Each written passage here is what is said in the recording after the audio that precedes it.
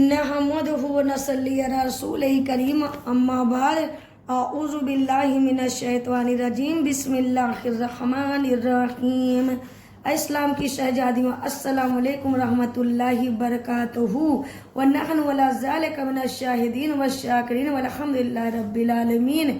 कि जब भी मुहर्रम का महीना आता है तो दिलों में के अंदर जज्बा शहादत मुअज़्ज़ज़न होता है और उस शहादत अज़मा की याद ताज़ा हो जाती है और वो कुर्बानियाँ सामने आ जाती हैं जिनकी गवाही आज भी करबला की तपती हुई रेत के ज़र्रे ज़र्रे दे रहे हैं।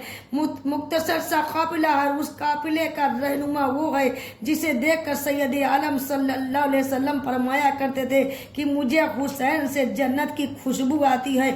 और एक हदीस में आया है कि हसन और हुसैन जन्नती जवानों के सरदार हैं और जो जन्नती जवानों का सरदार होगा वो खुद भी जन्नती होगा। गोया दूसरे लफ्जों में यूं कहिए कि हसन और हुसैन खुद जन्नती हैं और उनके सदके में दूसरे भी जन्नती होंगे। सुभान अल्लाह। इस हदीस से रसूलुल्लाह सल्लल्लाहु अलैहि वसल्लम की शफाअत का अंदाजा लगाइए।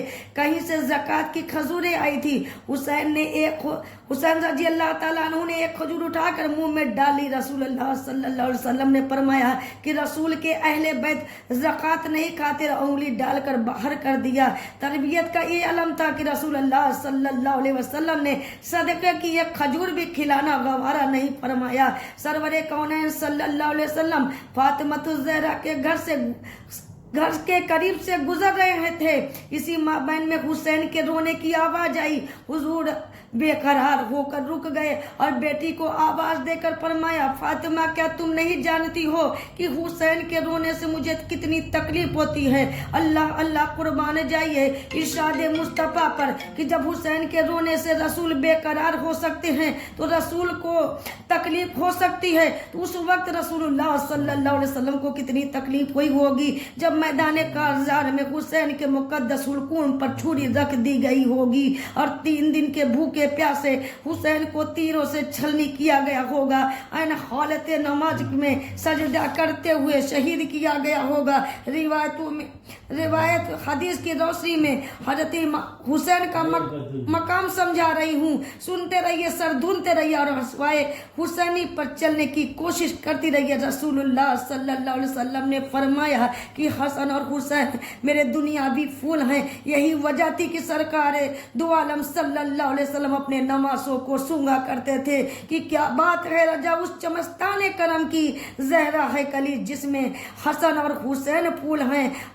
तो नाज़रीन इकराम, अब गौर करिए कि एक दिन सैयदना फारूक आजम रजी अल्लाह ताला अन्हु दरबारे रिसालत में हाजिर हुए। देखा कि शहजादा हुसैन हुजूर अलैहिस्सलातु वस्सलाम के मुबारक कंधों पर सवार हैं। फारूक आजम ने कहा, नियामल मरकबू, कितनी अच्छी सवारी है। ये सुनकर हुजूर सैयद आलम सल्लल्लाहु अलैहि वसल्लम ने फरमाया कि ऐ उमर सवार भी कितना अच्छा है, मतलब कि दोनों तरफ से अच्छाई है। अगर सवारी इमामुल अंबिया है तो सवार भी तो सैयदुस शुहदा है, अगर सवारी बाबरकत है तो सवार भी बाबरकत है। दूसरी बात है कि रसूलुल्लाह सल्लल्लाहु अलैहि वसल्लम ने अपने कंधों पर सवार फरमा कर ये फरमा दिया कि लोगों देख लो, अना मिन हुसैन व हुसैन मिन्नी, मैं हुसैन से हूँ और हुसैन मुझसे हैं। और जो हुसैन का दोस्त होगा वो मेरा दोस्त होगा, जो हुसैन का दुश्मन होगा वो मेरा दुश्मन होगा। आखिरकार दोनों बच्चे इसरार करते हैं, या रसूलुल्लाह हमें लगाम चाहिए। रसूलुल्लाह ने अपने गेस्टों मुबारक को